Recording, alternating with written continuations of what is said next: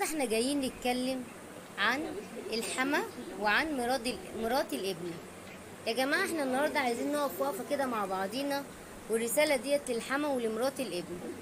مرات الابن ايه يعني لو اعتبرت حماتك ديت تبقى امك؟ ما فيهاش حاجه، الدنيا هتبقى كويسه والدنيا هتمشي. وانتي يا حماتي لو اعتبرت مرات ابنك اكنها بنتك، ايه اللي ترضيه على بنتك ارضيه على مرات ابنك. صدقيني هتلاقي فرق كبير قوي.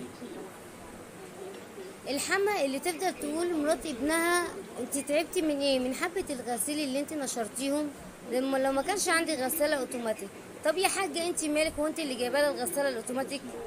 انا كنت بغسل في التشت، معلش عشان انت كان ايامك بتغسلي في التشت وكانت امك جايبالك كده، لكن هي امها جايبه لها الاوتوماتيك علشان احنا دلوقتي اتطورنا. وغير كده الصحة دلوقتي ما بق... يعني بتاعت زمان ما بقتش زي دلوقتي.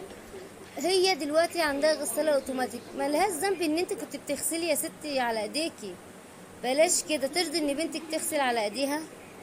وانت يا حبيبتي يلي عاملة نفسك ان حماتك ديت واحدة جاية من بعيد، واحدة متعرفهاش، واحدة دايما حاطلها ان هي بني ادمة وحشة. لا، اعتبريها امك، اعتبريها امك اللي ممكن تبلعي لها الزلط. اعتبريها ان هي زيها زي امك بالظبط. وانت يا حبيبتي لازم تعرفي ان انت لما بتعملي حاجة لحماتك، وعلى رأي المثل دعوة الام في الكم ودعوة الحما في السما. عارفين ليه؟ عشان دعوة الام بتدعي من ورا القلب، لكن دعوة الحما بتبقى محروقة. والحما اللي بتبقى عاملة نفسها ان هي قوية وان هي غيرانة على ابنها. انت غيرانة على ابنك من ايه؟ ابنك دلوقتي هي سنة الحياة ان هو يتجوز وان هو يخلف. يعني ايه زي ما تجيب لي مراتك تجيب لي؟ يعني ايه زي ما بتيجي كل يوم تروح لمراتك لازم تجي لي؟ يعني ايه انا زي مراتك؟ يا حبيبتي بلاش الغيرة ديت. ابنك خلاص اتجوز، ليه بيته وليه مسؤولياته. انتي بقى تشيلي عنه ازاي؟ بالكلمة الطيبة. ربنا يقدرك يا حبيبي، ربنا يخلي لك مراتك.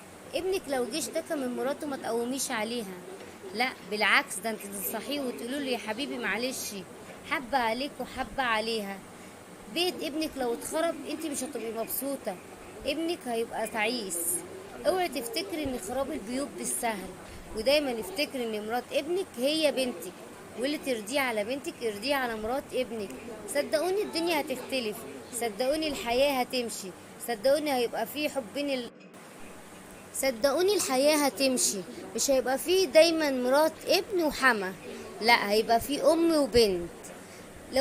لو مرات ابنك زعلانة من ابنك طبطبي عليها وقولي لها معلش يا حبيبتي. ما تقولهاش هو انت ليه عصبتيه، هو انت ليه زعلتيه، وتقفي في صف ابنك. لا، طبطبي عليها وقولي لها معلش يا حبيبتي، هو كان متضايق، معلش يا حبيبتي استحمليه عشان خاطري. مش لازم تقفي معاه ابنك علشان ابنك، وهتخلي الدنيا تكبر اكتر. وعشان برضو تبقي عارفة ان ابنك هيرجع لمرات ابنك، ان ابنك هيرجع لمراته، وانتي برضو اللي هتبقي وحشة ان انتي ما وقفتيش مع مرات ابنك.